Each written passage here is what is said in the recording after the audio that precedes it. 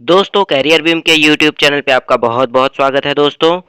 आज की इस वीडियो में हम हिंदी के एक बहुत ही बेहतरीन टॉपिक को पढ़ने वाले हैं जिसका नाम है संधि। दोस्तों संधि का नाम सुनते ही आपके मन में एक प्रश्न ज़रूर उठते होंगे कि ऐसा कोई ट्रिक मिल जाए जिससे हम प्रश्न को देखते ही उसको पता कर लें कि ये कौन-सी संधि है। तो दोस्तों आज की इस वीडियो में मैं उसी ट्रिक के बारे में आपको बताने वाला हूँ जिससे आप क्वेश्चन को देखते ही उसके बारे में उसका आंसर ढूँढ लेंगे। दोस्तों संधि सम धन धी से मिलके बना होता है जिसका अर्थ होता है मिलना। दोस्तों आपने सुना होगा दो राजाओं के बीच में संधि होगी, इतिहास वगैरह में दो राजाओं के बीच में संधि हो गई, इसका मतलब उनमें समझौता हो गया, वो दोनों मिल गए। इसकी परिभाषा को जानते हैं। दो ध्वनियों अथवा वर्णों के मेल से जो विकार अथवा परिवर्तन उत्पन्न होता है उसे संधि कहते हैं। जैसे विद्यालय जो है विद्या धन आलय से मिलके बना हुआ है। इस उदाहरण को मैं और स्पष्ट करके बताना चाहूँगा। अगर हम विद्या धन आलय को और छोटे-छोटे भागों में अगर करते हैं तो वि और आधा द, आधा य और प्लस या का या मतलब आधा य और आ मिलके या बना देंगे, प्लस आ धन ल धन य, मतलब ये हमारा इसमें अंतिम वर्ण विद्या का अंतिम वर्ण, पूर्व पद का अंतिम वर्ण और अंतिम पद का प्रथम वर्ण, ये दोनों आ और आ मिलके आ बना देंगे।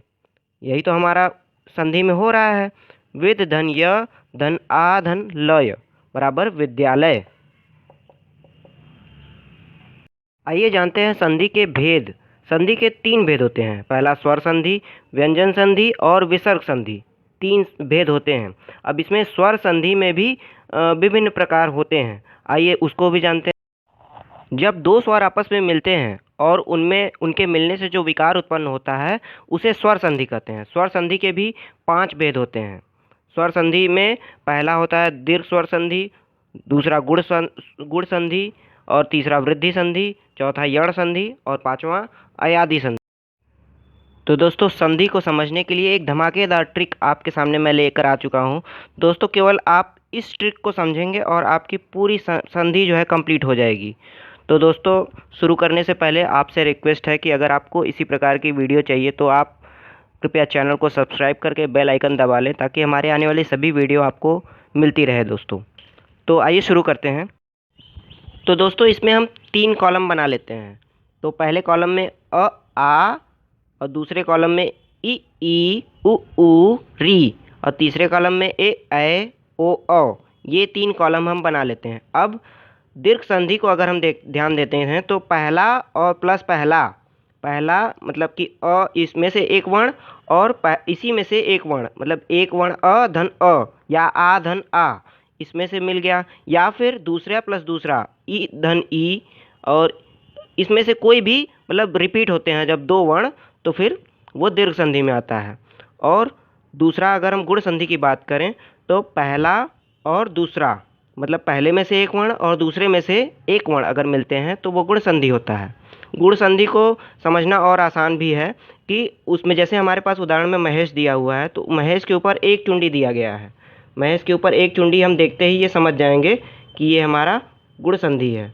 और इसी प्रकार अगर यण वृद्धि संधि की बात करें तो पहला और तीसरा मतलब ये वृद्धि संधि हो गया, इसमें से एक वर्ण और इसमें से एक वर्ण अगर दोनों मिल गए तो वो वृद्धि संधि हो गया। वृद्धि संधि को और भी तरीके से समझने का प्रयास करेंगे। जैसे हमारे पास सदैव दिया गया है, इसमें हमारे पास दो चुंडी दिया गया है तो दो चुंडी देखते ही हम वृद्धि संधि समझ जाएंगे। यण संधि की बात करते हैं। दूसरा प्लस अन्य मतलब दूसरे में से एक वर्ण प्लस अन्य पहले में से चाहे तीसरे में से, दूसरा प्लस अन्य अगर हम वर्ण मिलाते हैं तो यण संधि हो गया। यण संधि में एक और भी है, य और व से पहले आधा व्यंजन अगर आते हैं तो यण संधि, हम उसको देखते ही समझ जाएंगे। और अगर हम अयादि संधि की बात करते हैं तो तीसरे में से एक वर्ण प्लस अन्य चाहे दूसरे में से चाहे पहले में से एक वर्ण मिला लेते हैं तो वो अयादि संधि होता है। यहाँ मैं दीर्घ संधि के कुछ उदाहरणों को लेकर के चलता हूँ। जैसे यहाँ पे हमने अ धन अ यानी पहला और में से पहला ही मिलाया, अ धन या आ धन अ सभी मिलाया तो आ मिला। देश धन अंतर, देश में अ है और अंतर में भी पहला वर्ण अ है तो अंतिम देश का अंतिम वर्ण अ और पहला अंतर का पहला वर्ण अ मिलके देशांतर बना दिया। इसी प्रकार ई धन ई, ये मिलके ई बनाता है। हरिधन ईश बराबर हरीश। उ धन उ और उ धन उ बराबर ऊ। जैसे उदाहरण है भू धन ऊपरी बराबर भूपरी।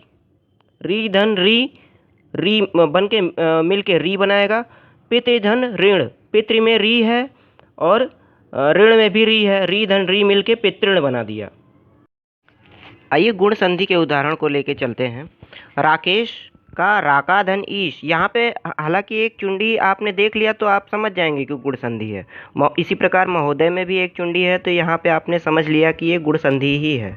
अब महर्षि की बात करें तो महाधन ऋषि, महर्षि जो है महाधन ऋषि से मिलकर बना होता है। महा का अंतिम वर्ण है आ जो कि पहले कॉलम में आ रहा है और री जो है दूसरे कॉलम में आ रहा है, मतलब पहला और दूसरा दोनों मिलके गुण संधि बनाया महर्षि। इसी प्रकार ब्रह्म ऋषि, ब्रह्म धन ऋषि, ब्रह्म में अंतिम वर्ण जो है अ है जो कि पहले कॉलम में है और ऋषि में री दूसरे कॉलम में है, मतलब कि पहला और दूसरा मिलके गुण संधि बना दिया। आइए वृद्धि संधि के कुछ उदाहरणों को समझते हैं। दिनैक, दिन धन एक, जो कि अगर दिन का हम अंतिम वर्ण लें तो हमारा पहला अ आएगा और एक में ए जो है वो तीसरे में है, पहला और तीसरा वृद्धि संधि। हालांकि अब हम इसे दो चुंडी को देखकर ही समझ जाते हैं वृद्धि संधि। इसी प्रकार वसुधैव का वसुधा धन एव, तदैव का तदा धन एव। यहाँ मैं यड़ संधि के कुछ उदाहरण को लेकर के चलता हूँ। पहला हमारा व्यवहार है जो कि वि धन अवहार से मिलकर बना होता है। वि में छोटी ई है जो कि हमारा दूसरे कॉलम में है, जबकि अवहार का पहला वर्ण अ है जो कि पहले कॉलम में है, मतलब दूसरा प्लस अन्य बराबर यण संधि। व्यवहार हमारा यण संधि में हो गया। अत्याचार, अति धन आचार, अति में छोटी ई है दूसरे कॉलम में और ये आचार है जो पहले कॉलम में। अति धन आचार दूसरा प्लस अन्य ये भी लागू हुआ।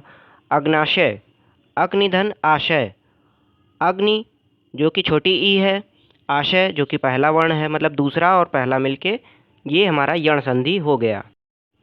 वहीं हमारा एक उदाहरण है न्यून, जो कि अक्सर परीक्षाओं में पूछा जाता है। मैं इसका जो है इसका होता है नी धन ऊन, जो कि ये इस फार्मूला में लागू नहीं होगा, लेकिन हमें इसका ध्यान रखना होगा। न्यून का नि धन ऊन होता है। आइए अयादि संधि के कुछ उदाहरण को देखते हैं। नयन, जो कि आधा न धन अ धन य धन न से मिलके बना होता है। अब हमारा अय जो है ए धन अ से मिलके बना होता है, तो ये हमारा हो गया नयन जो है ने धन अन से मिलके बना होता है। इसका विच्छेद जो है हमारा ने धन अन हो जाएगा और ये ने धन अ जो है हमारा नयन बना देगा। यही नायक की बात करें तो आधा न धन आ धन य धन क, तो आय जो हमारा आय धन अ से मिलके बनता है, तो ये हमारा नायक नय धन अक जो मिलके बनाएगा नायक। यही हमारा अयादि संधि। ये प्रायः 3 अक्षर के होते हैं, इसकी यही पहचान है। स्वर संधि के बाद अगला आता है व्यंजन संधि। आइए इसको भी जानते हैं। जब किसी शब्द का अंतिम वर्ण तथा दूसरे शब्द का प्रथम वर्ण व्यंजन हो तो व्यंजन संधि कहलाता है। जैसे वाक्जाल में देखते हैं, हमारा वाक्जाल जो है हमारा वाक धन जाल से मिलकर बना होता है। वाक का जो अंतिम वर्ण है वो व्यंजन है, जो और जाल का प्रथम वर्ण है जो वो भी व्यंजन है। व्यंजन और व्यंजन मिलके व्यंजन संधि बनाएंगे। युधिष्ठिर, युधिष्ठिर में युधि धन स्थिर, युधि में ध जो है वो हमारा व्यंजन है और इसमें प्रथम वर्ण जो है हमारा व्यंजन है, तो दोनों मिलके हम व्यंजन संधि दिखा रहे हैं। इसमें हमें कुछ पॉइंट्स को जानना जरूरी है। यदि किसी शब्द में तीसरा वर्ण आता है तो वह अपने प्रथम वर्ग में बदल जाता है। जैसे क में बदल जाएगा, ज च में बदल जाएगा, और ड ट में बदल जाएगा, द त में बदल जाएगा, ब प में बदल जाएगा। उदाहरण के लिए आप प्राग ऐतिहासिक को देख सकते हैं, प्राक धन ऐतिहासिक। इसमें जो ग यहाँ पे ग था लेकिन यहाँ पे प्राक में क आ चुका है। दिग्गज में देख सकते हैं दिक धन अगज। षडानंद में देख सकते हैं षट धन आनंद। तो यहाँ पे भी ड ट में बदल चुका है। इसी प्रकार यदि किसी शब्द में पांचवा वर्ण आता है तो वह अपने पहले में टूट जाता है। जैसे अंग जो है वो क में बदल जाता है, इया च में बदल जाता है, अड़ ट में बदल जाता है, न त में बदल जाता है, म प में बदल जाता है। जैसे अगर हम वांग्मय लेते हैं, वांग्मय वाक धनमय में बदल जाता है, तो वांग्मय में अंग आता है जबकि वाक में पहला वर्ण क आ जाएगा। इसी प्रकार यदि किसी शब्द में अनुस्वार लगा हो तो वह म में परिवर्तित हो जाता है। एग्जाम्पल के रूप में संसार को लेते हैं, संसार जो है सम धन सार में बदल जाता है। यहाँ देखिए, यहाँ पे ऊपर बिंदी थी, अनुस्वार था, लेकिन यहाँ पे सम आ चुका है। इसी प्रकार यदि किसी शब्द में ष्ठ आया हो तो वह स्थ में बदल जाता है। युधिष्ठिर जैसे है, युधिष्ठिर में ष्ठ आया है, लेकिन युधि धन स्थिर, स्थिर में स्थ में परिवर्तित हो गया है। संधि के तीसरे टॉपिक विसर्ग संधि को आइए जानते हैं। तो उदाहरण को देखने से पहले हम कुछ चीज़ें जान लेते हैं। यदि किसी शब्द में स श स मतलब तीनों स आए, उसके बाद अघोष व्यंजन हो, तो हम तीनों स जो है श स के स्थान पे विसर्ग संधि लगा देते हैं। जैसे नमस्कार में यहाँ पे हमारा पहले स आया है, उसके बाद हमारा अघोष व्यंजन आया है, तो यहाँ पे हमारा फिर विसर्ग संधि प्रयोग हुआ है, नमः धन कार। इसी प्रकार दुष्कर में दुह धन कर।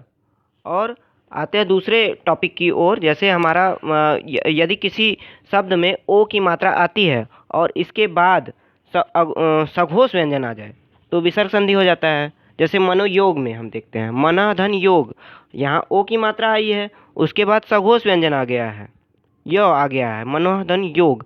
तपोबल में तपह धन बल।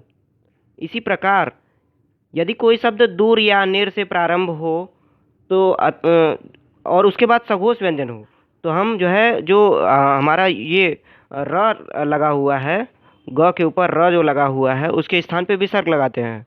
इसी जैसे निर्गुण को हम निह धन गुण बोलते हैं और दुर्बल को दुह धन बोल से प्रदर्शित करते हैं। तो ये हमारा संधि का टॉपिक कंप्लीट होता है। तो दोस्तों, उम्मीद करता हूँ कि आपको वीडियो बहुत अच्छी लगी होगी। वीडियो अगर आपको पसंद आई हो तो लाइक का बटन दबाएं और दोस्तों को शेयर करें और सब्सक्राइब ज़रूर कर लें। धन्यवाद।